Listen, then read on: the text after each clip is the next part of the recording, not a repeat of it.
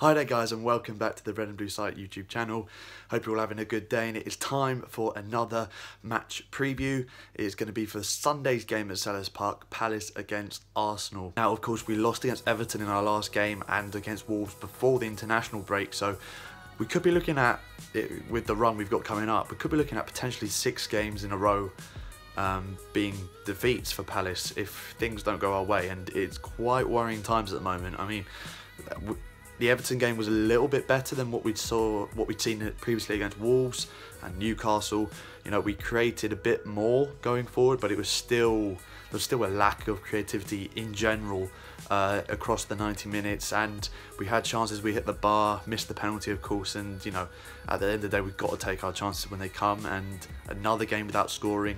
The only team with the lowest ranked team in the league in terms of goals scored since the opening weekend of the season. We've only scored 3 goals since that Fulham game, and you know, that's less than Huddersfield, Cardiff, that's less than everyone. So really worrying statistic that, and we've got to stop focusing on Zaha. I think we need to have people coming in from other areas and take the pressure off Zaha, because he's had knocks over recent weeks. He hasn't been fully fit. It's been clear when he's in, for example, the Wolves game, that he wasn't fully fit. Newcastle, we got a knock before the kickoff. He still played. I think a lot of pressure has been put on Zaha, and we need as a team to get behind him, take some pressure off. It's our job as fans as well to you know, get behind the team and try and back them, because we're going through a tough period, and the only way we can get through it is if we all, you know, stick together and support the team.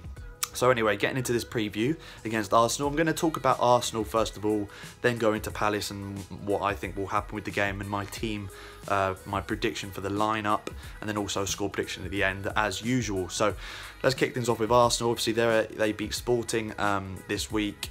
As I'm recording this, it was yesterday, last night they beat Sporting away in the Europa League 1-0, which means they're now 11 games in a row that they've won.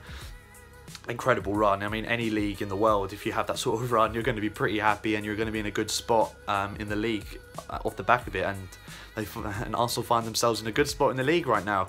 Emre, I've got to say, it's been an incredible turnaround he's had at the club. He's in such a short space of time as well. To steady the ship the way he has been quite incredible to see, and it looks like that run's going to continue at Selhurst Park.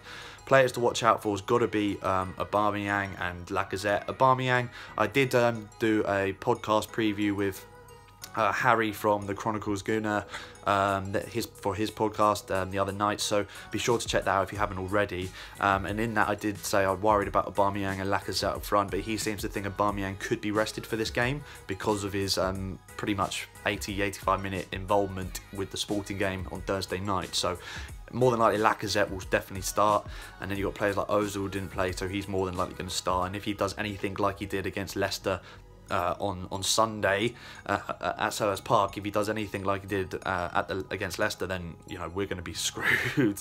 We've got to make sure we close those front players down, because we know if they have any time on the ball how dangerous they are. Sometimes it doesn't even matter if you close them down. Their quick passing and forward play can, you know, destroy teams. So very worrying how informed those front players are, especially as they weren't firing last season. This time last season, if you asked me if I was worried about anyone in the Arsenal team, I would say not particularly, and that's no disrespect to Arsenal. I just think under Wenger in those last few years, no one had a fear factor playing Arsenal. It was like, this is an opportunity, especially for the lower teams, to get points against a big 6 team. So with Arsenal, that's my thoughts on them. I think that they're going to have goals in them. I think it's very, very, very unlikely we're going to keep a clean sheet. So that means we've got to have more creativity going forward. So anyway, guys, moving on from Arsenal, we go into Crystal Palace.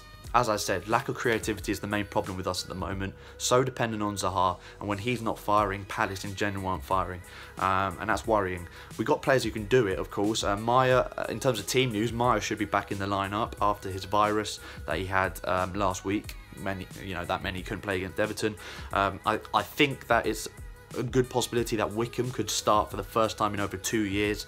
Obviously got his injury under Pardew in the Pardew era away at Swansea, that 5-4 defeat, cruciate ligament injury, and he came back off the bench. Really happy to see him, even though we were 2-0 down at the time. I was very happy to see him come off the bench and, you know, make his comeback appearance for Palace. He's very excited. Royce says that he's fit.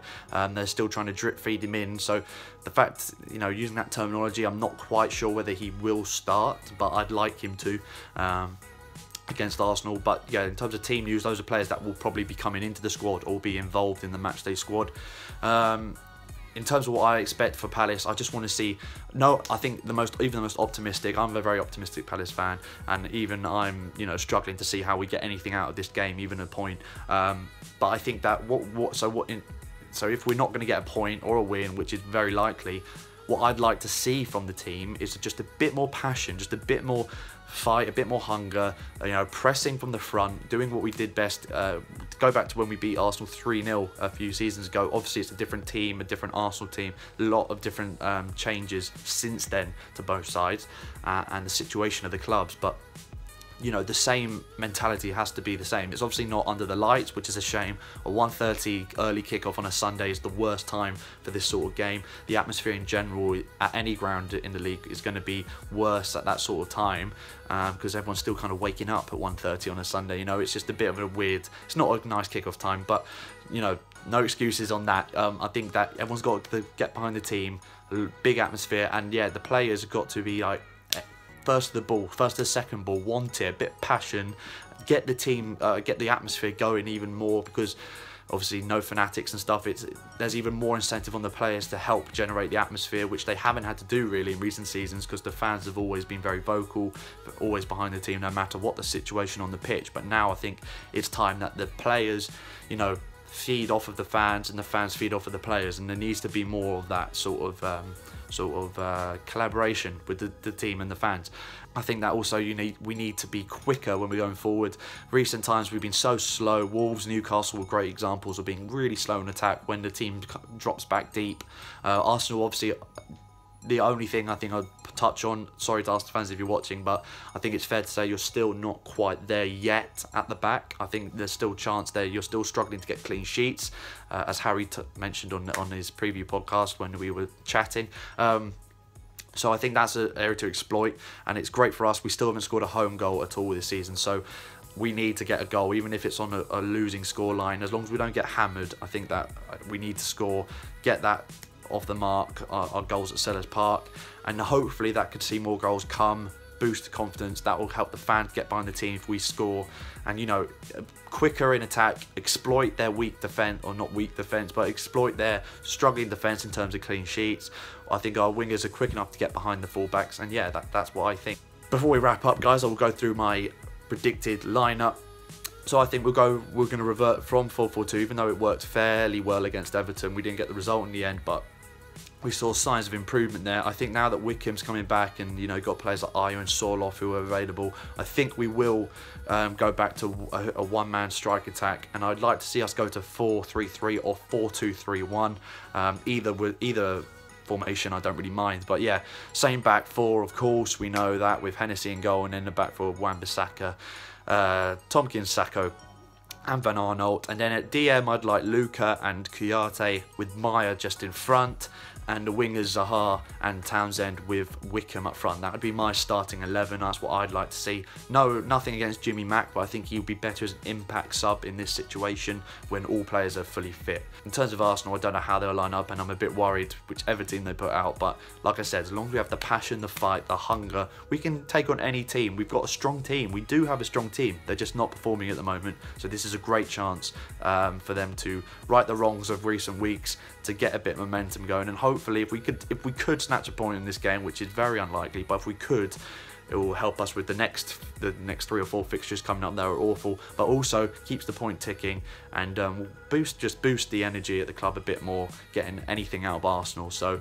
fingers crossed we can do that, but yeah, like I said, it's going to be quite difficult. So score prediction, like I said, I am a very optimistic and very positive fan. I do always get behind a team. I always sing for 90 minutes. I try my best to do what I can as a fan to get the team, get the team to get a result. But I can't really see this one happening. I mean, I'd love them to prove me wrong, but I think it's going to be, as long as we don't get hammered and we score a goal, I want us to score at least on Sunday, even if it's a losing scoreline. So I'd love us to, I'd love us to score and get that goal that we need at Selhurst Park to get us off the mark. But in terms of the overall 90 minutes, I could see it being 2-1, maybe 3-1 Arsenal. Be sure to comment below your thoughts, team selections, all of that stuff. Any thoughts you have on the game? Do you think we will get anything out of Arsenal? Do you think this is the easiest game in our run coming up for us to get a result? And what you think we need to do to the team or change to the team to get the result we need and to get out this awful streak and to get a bit more positivity around the club, because it's so negative at the moment and I hate it. So thank you guys very much, and I'll see you guys on Sunday for the Palace Arsenal game. Fingers crossed we can cause an upset. Cheers guys.